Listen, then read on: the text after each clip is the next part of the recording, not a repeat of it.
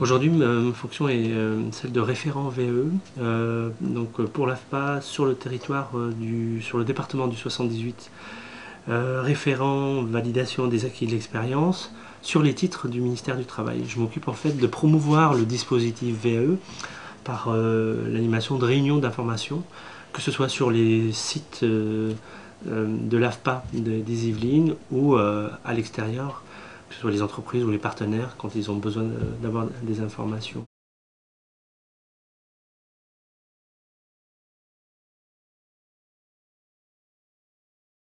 La loi qui instaure en fait la validation des acquis de l'expérience date de 2002, rentre dans le cadre de la loi de modernisation sociale. C'est à partir de 2003 que le dispositif est réellement mis en place et qu'on commence à avoir des candidats. Mais sachez qu'avant 2002, il n'était pas possible d'avoir un diplôme autrement que par le biais de la formation.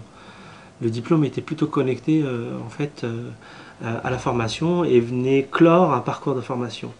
Et cette loi permet en fait de déconnecter complètement le titre de la formation et on crée une nouvelle voie d'accès au titre par la validation des acquis, par cette nouvelle voie, la validation des acquis de l'expérience. Ça a causé beaucoup de débats, puisque beaucoup étaient pour et d'autres contre. En tout cas, avec beaucoup de recul et quelques expériences, on voit quel bénéfice ça a apporté, puisque on a un certain nombre de candidats qui se présentent au titre avec 77% de taux de réussite au titre. Là, c'est une moyenne nationale, ce qui est assez considérable en réalité. Donc, on a plus de 77% des gens qui font la démarche et qui ont la reconnaissance du savoir-faire qu'ils ont acquis au travers de leur expérience professionnelle. On distingue deux grands types de certificateurs. On a ce qu'on appelle les certificateurs publics et les certificateurs privés. Les certificateurs publics plus important, c'est l'éducation nationale. Et il a son vocabulaire. On parle de diplôme, on parle de CAP, BEP, bac, etc.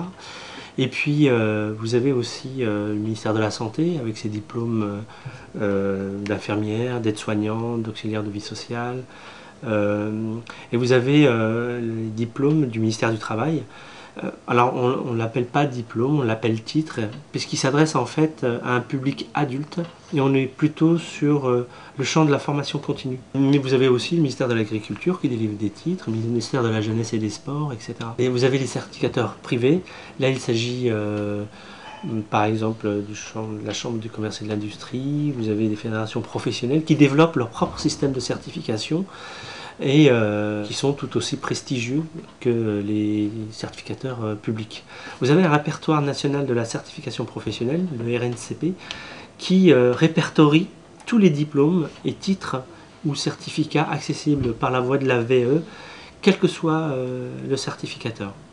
Donc c'est sur le site www.cncp.gouv.fr, Commission nationale de la certification professionnelle.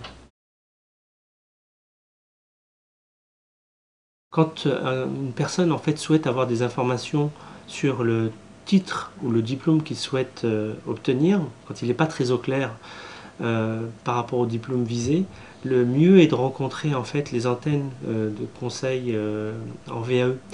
Le conseil régional finance des antennes qui sont dédiées au conseil, que ce soit aux salariés ou aux demandeurs d'emploi. Et lors d'entretien, ça peut être en individuel et souvent en individuel et en collectif, les conseillers aident les gens à cibler en fait le diplôme ou le titre le plus rapprochant de l'expérience professionnelle. Évidemment, on aide les candidats à faire ce travail-là sur les titres du ministère du Travail et quand il s'agit d'autres diplômes, il vaut mieux s'adresser donc aux antennes d'Info Conseil. En VE, il y en a dans chaque département. Pour les titres du ministère du Travail, on a deux types de candidats. On a donc les demandeurs d'emploi et les salariés. Pour les demandeurs d'emploi, c'est le ministère du Travail, l'État qui finance dans le cadre du programme d'action subventionné. Il suffit de justifier du statut de demandeur d'emploi et tout est pris en charge, que ce soit l'instruction technique, l'accompagnement mais aussi le passage devant le jury d'examen. Pour les salariés, en fait, là, ça peut être pris en charge dans le cadre du plan de formation de l'entreprise.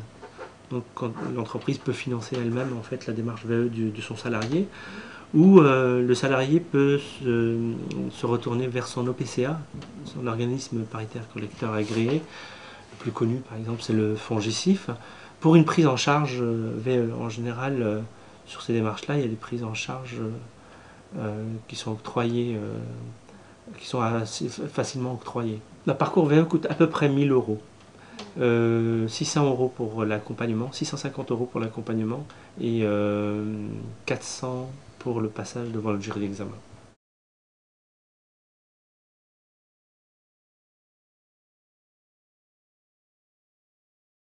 On a à peu près, et là c'est plutôt un chiffre national, 15%, c'est entre 15 et 16% de seniors concernés par la VE, donc des plus de 45 ans. Et on a plus d'un quart des demandes VE qui sont pour les plus de 40 ans, et pour les plus de 45 ans, ça concerne plutôt 15 à 16%. Et là, on retrouve en fait les mêmes proportions que les candidats VE, quel que soit leur âge. Et donc, on a souvent assistante de vie aux familles qui revient donc comme titre demandé. Et puis on a après on est sur des métiers de la maintenance et des métiers du secrétariat, que ce soit assistante de direction ou secrétaire assistante. Et puis des métiers comme formateur pour adultes ou de conseiller en insertion professionnelle.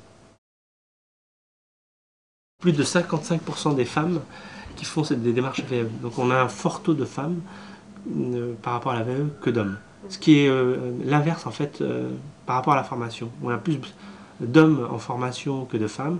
La VE c'est l'inverse, donc on a 55% de femmes.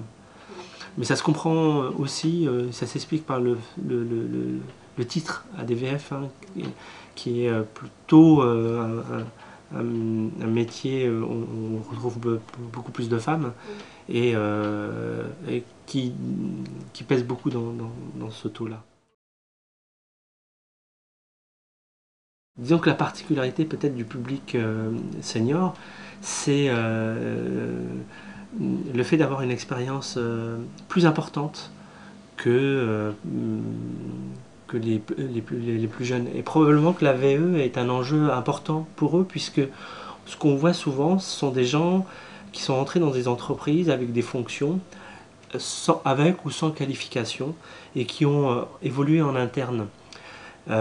Qui sont restés un certain nombre d'années et qui, à un moment, se posent la question, combien même ils sont en emploi, se posent la question de leurs compétences et donc viennent, quand il s'agit de salariés, viennent faire reconnaître en fait leur savoir-faire. Et puis il y a le public qui n'est pas salarié, donc les demandeurs d'emploi, qui rencontrent donc une période d'inactivité et qui se rendent compte en fait qu'il est nécessaire d'avoir un diplôme, combien même l'expérience est importante, pour retrouver de l'emploi. Pour ce public-là, l'avantage c'est qu'il a une expérience assez significative, voire même parfois variée, et la démarche pour eux c'est de trouver l'expérience ou le titre qui correspond le plus à leur expérience et à leur projet professionnel. Pour que ce soit pertinent, une démarche de VE, il faut qu'elle réponde à une logique, à deux critères. La première, c'est celle d'être dans une logique de réussite. Une VE, c'est je sais faire, hein, en quelque sorte, donc il faut trouver le titre qui se rapproche le plus près de son expérience professionnelle, mais aussi qu'elle soit en lien avec le projet professionnel. Pourquoi je fais cette VE? Et en général, les plus de 45 ans sont au clair par rapport à cette question. Quand les plus jeunes le sont pas forcément, le sont un peu moins.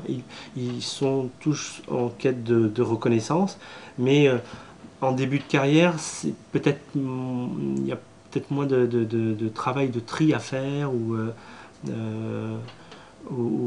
d'enjeux par rapport à l'évolution professionnelle. Peut-être que l'autre caractéristique, en tout cas de ce que j'ai pu voir, ce sont des gens qui font la démarche aussi parce qu'ils ont des opportunités de mobilité professionnelle, que ce soit dans le cadre d'une promotion en termes de responsabilité. Donc on a des gens qui viennent encadrer par exemple des équipes d'électriciens, et comme ils n'ont jamais été diplômés sur l'électricité par exemple, mais ils viennent chercher d'abord le titre sur la compétence technique pour ensuite aller plus facilement ou se sentir plus légitime ensuite d'encadrer en fait des équipes d'électriciens. Et puis on a des gens qui sont plutôt dans le champ de la reconversion professionnelle, qui viennent d'abord valider ce qu'ils savent faire pour ensuite partir plus facilement sur d'autres compétences. L'idée là, c'est de capitaliser leur savoir-faire. Peut-être qu'à un moment ou un autre, ils en auront besoin, ou ça peut concourir ou participer en fait à la création d'une entreprise ou des choses comme ça. Donc on a beaucoup de ce type de questions-là quand il s'agit du public senior.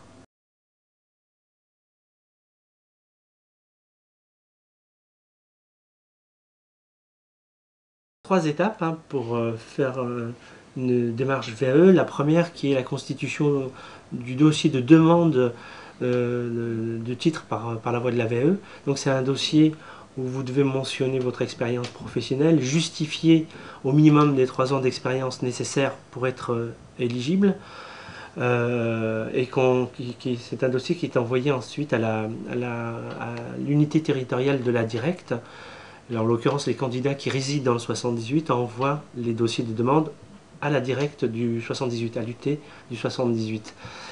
Ensuite, la direction départementale traite le dossier, l'instruit et vérifie si les activités qui sont décrites correspondent au titre qui est visé et si le candidat réunit les 3 ans d'expérience nécessaires pour être éligible.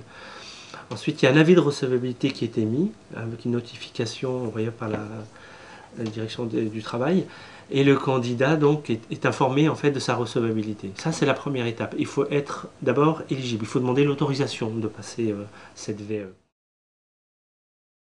Le dossier de synthèse de la pratique professionnelle, le DSPP, est un document où le candidat rapporte son expérience, mais il le fait en fait avec un exercice un peu imposé, puisque le titre professionnel est décomposé en 2, 3, voire 4 activités distinctes. Et pour chacune des activités, le candidat doit faire une production. Et donc doit extraire de son expérience professionnelle celle qui correspond à l'activité. Et donc il fait ça sur les 2, 3, voire 4 activités. Et c'est ce qui permet en fait de balayer les 4, le nombre d'activités qui sont nécessaires pour tenir l'emploi. L'accompagnement, c'est une prestation qui dure 10 heures. Elle se fait sous forme de 3 à 4 rendez-vous. Il y a une partie qui est faite en collectif. En général, le collectif, c'est plutôt des candidats qui visent le même titre où on est dans les mêmes filières professionnelles. Le premier rendez-vous, le plus important en général, où on fait le point avec le candidat, on lui donne toutes les ressources nécessaires, on l'informe sur la manière dont ça va se dérouler, ce qui est attendu par le jury. Ensuite, il y a tout un travail de production qui est à faire, le fameux dossier de sa pratique professionnelle, et on travaille essentiellement sur l'expérience du candidat. Donc les rendez-vous suivants sont que des entretiens individuels où le candidat apporte ses productions écrites et on fait le point un petit peu sur ce qu'il a écrit et si c'est en rapport avec le référentiel du titre. Ensuite, évidemment, il y a la possibilité de travailler par téléphone, mais aussi par mail. Donc, quand les candidats ont besoin d'avoir une réponse à une de leurs questions, ils peuvent me téléphoner. On peut même se donner un rendez-vous téléphonique pour traiter d'une question.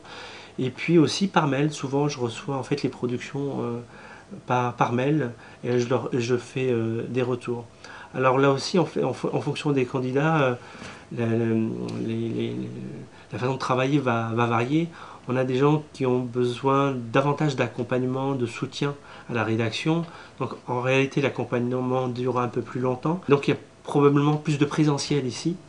Et ceux qui sont plus autonomes, donc on travaille plutôt avec des outils comme Internet ou le téléphone.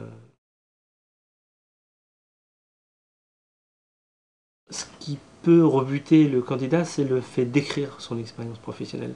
Et ça peut être un blocage. Alors,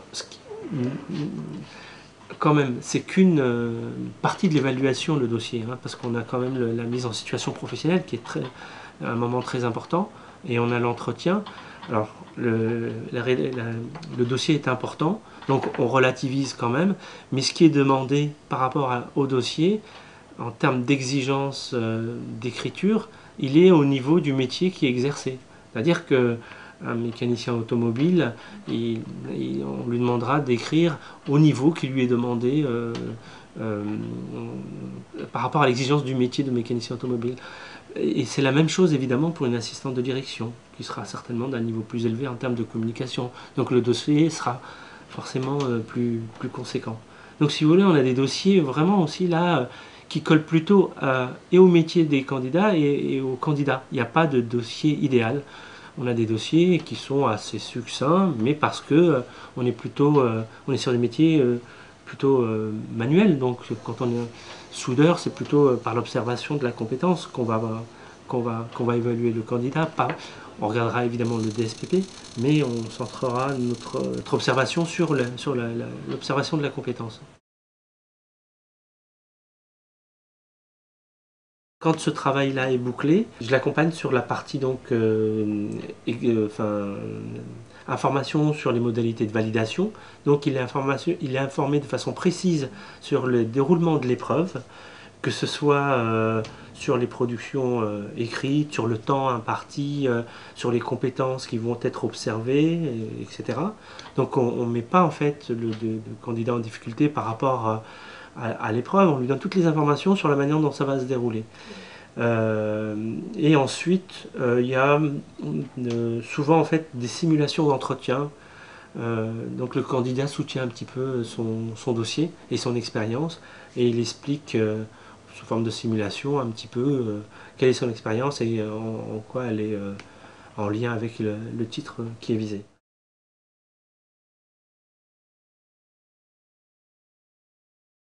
Ensuite, il y a la prestation des sessions de validation, l'examen en tant que tel, qui est décomposé en 3 temps. Il y a le fameux dossier à donner au jury d'examen,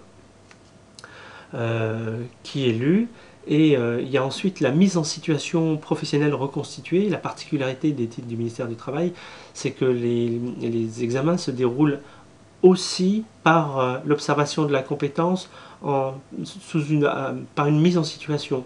C'est-à-dire qu'un mécanicien automobile, on va lui donner une automobile en panne et il est censé faire le diagnostic, la réparation, voire même les fiches de retour au client, etc. Un peintre, ce sera la même chose, on lui donnera donc tout le matériel et il peindra. Les secrétaires, ça sera plutôt des études de cas où on les mettra en situation de travail comme si elles étaient en réalité en emploi. Ça, c'est une des particularités des titres du ministère du Travail. Donc, il y a la mise en situation professionnelle et ensuite, il y a l'entretien avec le jury d'examen qui pose donc des questions aux candidats, des questions qui ont pour objet ou le dossier qui a été remis, ou la mise en situation professionnelle, puisque le jury observe la mise en situation professionnelle, et, ou alors la représentation du métier du candidat. Il y a des disparités en fonction des titres, mais en moyenne, c'est 5 heures.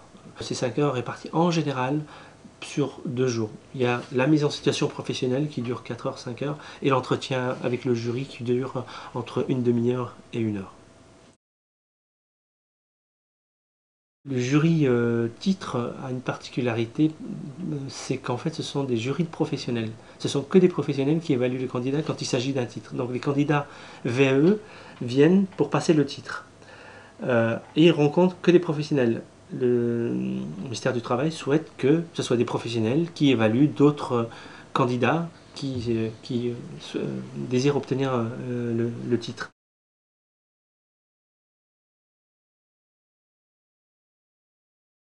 Un parcours VE dure en général 8 mois à peu près. C'est la moyenne au niveau du département et au niveau de l'Île-de-France. Après, il y a des disparités en fonction des titres. On a un flux important, par exemple pour les titres assistantes de vie aux familles, donc on organise fréquemment des sessions de validation. Donc là, on peut être sur des temps beaucoup plus courts, et puis sur des titres où il y a très peu de demandes, où là le candidat est obligé d'attendre en fait la fin de la formation pour passer les épreuves avec les stagiaires de la formation. Donc là, on est tributaire en fait de la session de validation qui est organisée par rapport aux stagiaires. Mais disons que la moyenne en général, elle est de 8 mois, sachant que pour certains titres, elle peut être de 4 à 5 mois. Et en général, on ne dépasse pas un an.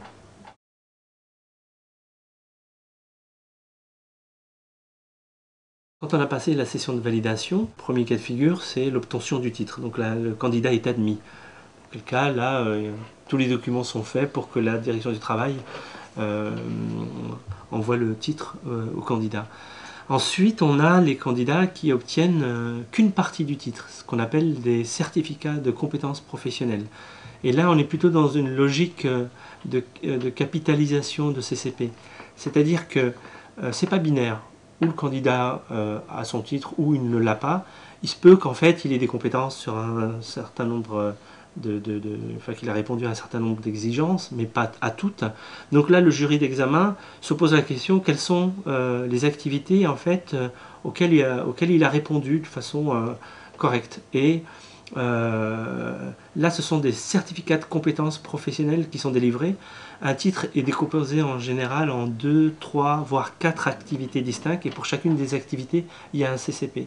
Donc le candidat reçoit un livret de certification avec la mention des CCP qu'il a obtenus, et il a 5 ans pour aller chercher la compétence manquante et se représenter pour être évalué que sur la partie qu'il n'a pas réussi.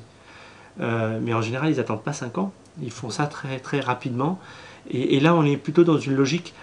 On vous remet déjà la partie du diplôme sur lesquelles vous avez été reconnu.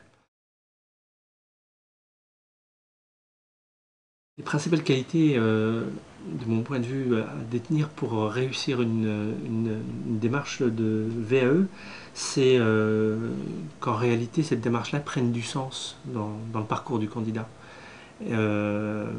C'est important qu'en réalité cette démarche-là soit importante pour lui, que ce soit ou par rapport à son projet professionnel ou par rapport à l'enjeu personnel qu'il place dans cette démarche. Peut-être aussi, voilà, ça prend un peu de temps, hein, une démarche de VAE, donc, et de se maintenir en fait dans une démarche jusqu'à son aboutissement. Disons que la question qui est posée au jury d'examen, quand le candidat fait cette démarche-là, c'est est-ce que je suis compétent pour l'exercice de tel emploi? Et je pense que c'est très important que le candidat ait la réponse, quelle qu'elle soit. Parce que un candidat VAE qui passe un examen, c'est où il a le titre et auquel cas les compétences qu'il a exprimées lors de ses expériences collent au titre professionnel. S'il n'a qu'une partie, une partie des compétences ont été exprimées, et s'il ne l'a pas, c'est qu'a priori, il n'a pas exprimé les compétences lors de ses expériences professionnelles. Ce n'est pas un jugement de valeur en quelque sorte, puisque pour les stagiaires de la formation, là on est plutôt dans le jugement, vous avez bien ou mal appris. Mais pour les candidats VE, pas du tout. C'est est-ce que votre expérience colle avec le contenu du titre? Et donc c'est plutôt cette question-là. Et c'est très intéressant d'avoir des professionnels qui disent à d'autres professionnels, vous êtes compétent, ou vous êtes partiellement compétent, ou vous ne l'êtes pas, on vous recommande de faire telle ou telle démarche pour obtenir ces compétences-là. C'est vrai qu'il y a beaucoup d'enjeux pour les candidats VE, et en particulier pour les seniors. Le fait d'être évalué, c'est pas toujours très confortable, mais le fait d'être évalué quand la démarche aboutit, c'est très valorisant. L'autre caractéristique aussi, c'est par rapport au public senior, c'est que en général, il y a, quand on les voit au bout de la démarche, il y a un gain d'assurance qui est considérable. On ne peut pas imaginer à quel point en fait ça peut impacter le comportement de ces personnes, que ce soit vis-à-vis d'eux-mêmes, À partir du moment où ils se sentent compétents, en fait, voilà, ils ont gagné en assurance, ils ont l'impression d'avoir des compétences un peu augmentées en quelque sorte. Et puis ils se comportent aussi différemment quand ils sont en entretien de recrutement, puisqu'ils là ils sont beaucoup plus affirmés en réalité. Et donc probablement ça impacte aussi